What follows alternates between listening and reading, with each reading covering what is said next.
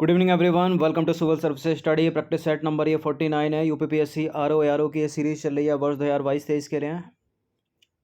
तो चलिए स्टार्ट करते हैं नेक्स्ट टेस्ट। इस टेस्ट सीरीज की प्लेलिस्ट बना रखी है, वहाँ पर आप टेस्ट नंबर 1 से लेकर 49 तक पहुँच सकते हैं। डिस्क्रिप्शन बॉक्स में लिंक है उसका, और इन सभी टेस्ट का पीडीएफ प्राप्त कर सकते हो। फुल टेस्ट सीरीज प्राप्त कर सकते हो जो चल रही है हमारी टेलीग्राम पर। ठीक है, पेड टेलीग्राम ग्रुप से ज्वाइन होकर ये नंबर इस पर कॉल या व्हाट्सअप कर दीजिए। तो बिना किसी देरी के क्वेश्चन नंबर 1 है, ज्योग्राफी के प्रश्नों की प्रैक्टिस करेंगे इसमें। यह कर्नाटक तथा आंध्र प्रदेश के सहयोग से बनी है। इनमें से किसी एक परियोजना की बात हो रही है। यह दक्षिण भारत की सबसे बड़ी बहुउद्देशीय नदी घाटी परियोजना मानी जाती है। इस परियोजना या बांध के निर्माण के फलस्वरूप पंपा सागर जलाशय का निर्माण हुआ। हम्पी, हासपेट और मनीराबाद में विद्युत ग्रहों का निर्माण हुआ। नागार्जुन परियोजना, शरावती परियोजना, तुंगभद्रा परियोजना या परम्बिकुलम अलियार परियोजना। कौन सी परियोजना है? किस परियोजना की तरफ इंडिकेट कर रहा है ये छोटा सा परिच्छेद? इसका उत्तर है तुंगभद्रा परियोजना। ठीक है, तुंगभद्रा परियोजना, option number C. Question number 2 पर आ जाइए। किशन गंगा जल विद्युत परियोजना डैश में डैश नदी पर स्थित है। सिक्किम में तीस्ता नदी पर, जम्मू कश्मीर में झेलम नदी पर, हिमाचल प्रदेश में रावी नदी पर, जम्मू कश्मीर में चेनाब नदी पर। बताइए। किशन गंगा परियोजना जम्मू कश्मीर में झेलम नदी पर स्थित है। ठीक है, तो बी है इसका आंसर। तो किशन गंगा जल विद्युत परियोजना जम्मू कश्मीर में झेलम नदी पर स्थित है। पाकिस्तान जो है इस परियोजना को सिंधु जल समझौते का उल्लंघन मानता है। तीसरा प्रश्न है, निम्नलिखित में से कौन सा सही सुमेलित है? परम्बिकुलम परियोजना तमिलनाडु केरल, पोलावरम परियोजना आंध्र प्रदेश में, रेणुका बांध परियोजना हिमाचल प्रदेश में। कौन सा सही सुमेलित है? देखिए, रेणुका बांध परियोजना हिमाचल प्रदेश में सही है, ये पोलावरम परियोजना आंध्र प्रदेश में सही है, और परम्बिकुलम परियोजना तमिलनाडु तथा केरल की संयुक्त परियोजना है। ये तीनों के तीनों सुमेलित हैं, डी है इसका आंसर।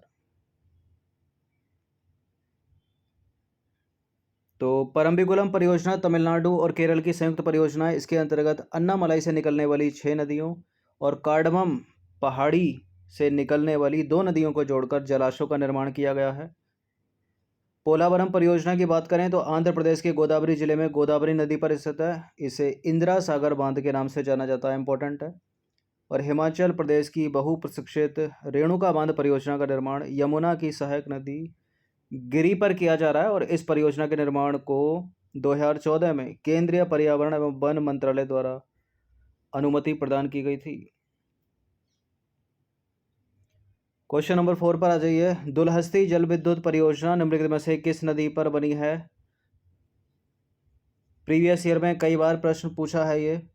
ठीक है, लोअर पीसीएस में भी पूछा, अवर पीसीएस में भी पूछा, बीपीएससी में भी पूछा कई बार, और इसका उत्तर है चेनाब नदी, ऑप्शन नंबर सी।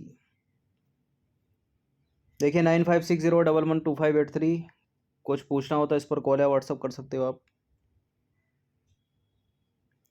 तो दुलहस्ती जल विद्युत परियोजना जम्मू कश्मीर के किश्तवाड़ जिले में चेनाब नदी पर स्थापित है ये, और यह power plant run of the river का उदाहरण है। और इस परियोजना से जम्मू कश्मीर, पंजाब, हरियाणा, उत्तर प्रदेश, उत्तराखंड, राजस्थान, चंडीगढ़ और दिल्ली लाभ प्राप्त करते हैं।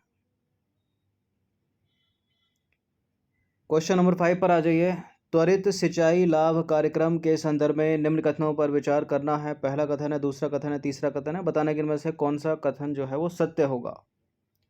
देखिए, त्वरित सिंचाई लाभ कार्यक्रम वर्तमान में जल संसाधन, नदी विकास और गंगा संरक्षण मंत्रालय द्वारा चलाया जा रहा है, और इस कार्यक्रम की शुरुआत हुई थी 1996-97 में, और इस कार्यक्रम में केवल बड़ी या मध्यम परियोजनाओं को लक्षित किया गया है। देखिए, पहला वाला करेक्ट है, दूसरा वाला करेक्ट है। ये केवल वर्ड वाले स्टेटमेंट गलती होते हैं, अधिकतर होते हैं, हमेशा नहीं होते। ठीक है, तो थर्ड जो है उसको एलिमिनेट कर दीजिए, केवल 1 और 2 आंसर हो जाएगा ए। तो पहला करेक्ट है, दूसरा करेक्ट है, तीसरा है इनकरेक्ट। त्वरित सिंचाई लाभ कार्यक्रम वर्तमान में जल संसाधन, नदी विकास और गंगा संरक्षण मंत्रालय के द्वारा संचित किया जा रहा है, और त्वरित सिंचाई लाभ कार्यक्रम वर्ष 1996-97 में प्रारंभ किया गया था, और तीसरा वाला गलत है, क्योंकि त्वरित सिंचाई लाभ कार्यक्रम के तहत लघु भूतल सिंचाई योजनाओं के साथ साथ लिफ्ट सिंचाई योजना, नवीकरण और आधुनिकीकरण, ठीक है, सहित बड़ी या मध्यम परियोजनाओं को पूरा करने हेतु इसका जो है शुरू किया गया था, शुभारंभ किया गया था। इसने तीसरा वाला स्टेटमेंट जो कहता है कि केवल बड़ी या मध्यम परियोजना, तो गलत है वो। नंबर 6 पर आ जाइए। स्वतंत्र भारत की पहली बहुउद्देशीय परियोजना है कौन सी? स्वतंत्र भारत की पहली बहुउद्देशीय परियोजना कौन सी है? इसमें दामोदर घाटी परियोजना। तो दामोदर घाटी परियोजना स्वतंत्र भारत की पहली बहुउद्देशीय परियोजना है। यह दामोदर नदी पर स्थित है और इस परियोजना के अंतर्गत तिलैया, कोड़ार, मैथान और पंचेत पहाड़ी पर बांध बनाए गए हैं। साथ ही बोकारो, दुर्गापुर, पतरातू और चंद्रपुर ताप विद्युत गृह बनाए गए।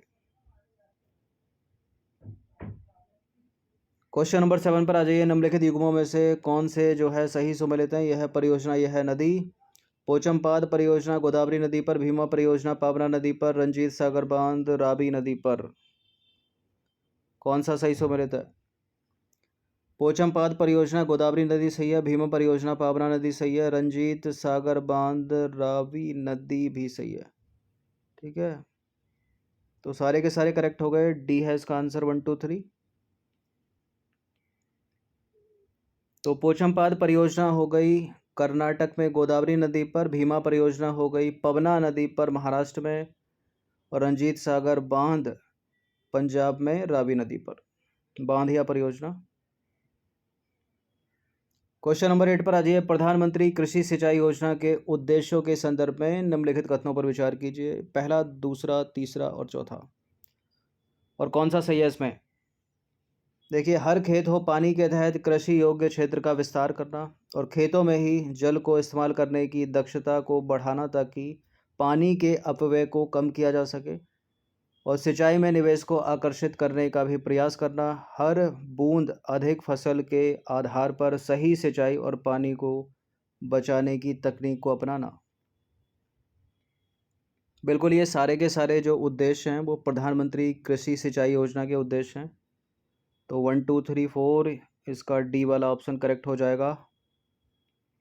ठीक है, प्रधानमंत्री कृषि सिंचाई योजना के सारे उद्देश्य हैं ये, इनको पढ़ लीजिएगा पीडीएफ से, जो मिलेगा आपको पेड टेलीग्राम ग्रुप में। क्वेश्चन नंबर 9 पर आ जाइए। भारत में आपको चाय की खेती करनी है तो कौन कौन सी आवश्यक दशाएं होनी चाहिए, उससे रिलेट करता हुआ ये प्रश्न है।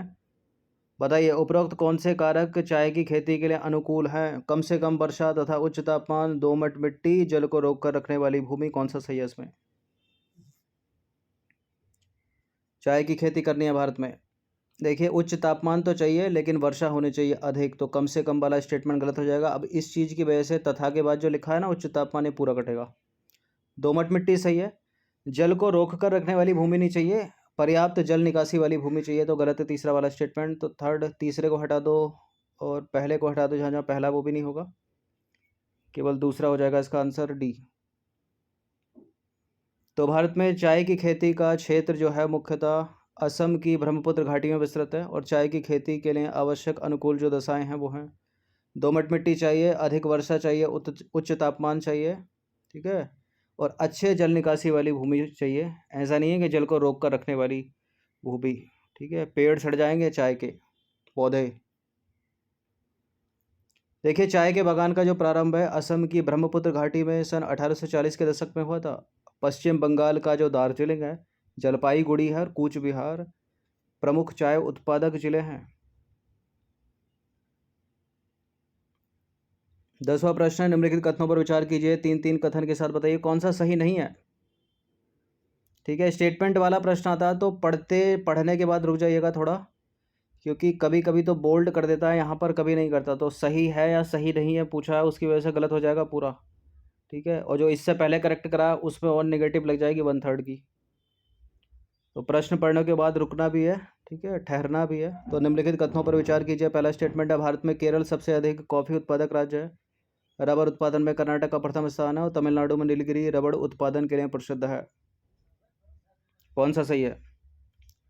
देखिए, भारत में केरल नहीं बल्कि कर्नाटक सबसे अधिक कॉफ़ी उत्पादक राज्य गलत है। रबर उत्पादन में कर्नाटक नहीं बल्कि केरल का प्रथम स्थान है और तमिलनाडु में नीलगिरी रबर उत्पादन के लिए नहीं बल्कि कॉफ़ी उत्पादन के लिए प्रसिद्ध है।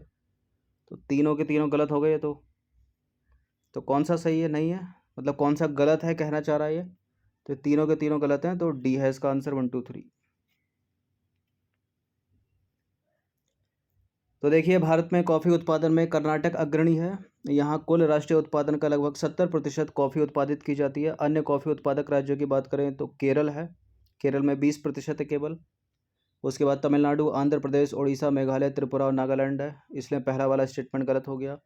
भारत में प्राकृतिक रबर के उत्पादन में केरल का प्रथम स्थान है और यहाँ भारत के कुल रबर उत्पादन का लगभग 90% उत्पादित होता है। इसके अतिरिक्त तमिलनाडु, कर्नाटक, अंडमान निकोबार द्वीप समूह और पूर्वोत्तर के राज्यों में भी रबर का उत्पादन किया जाता है, इसलिए दूसरा वाला भी गलत है।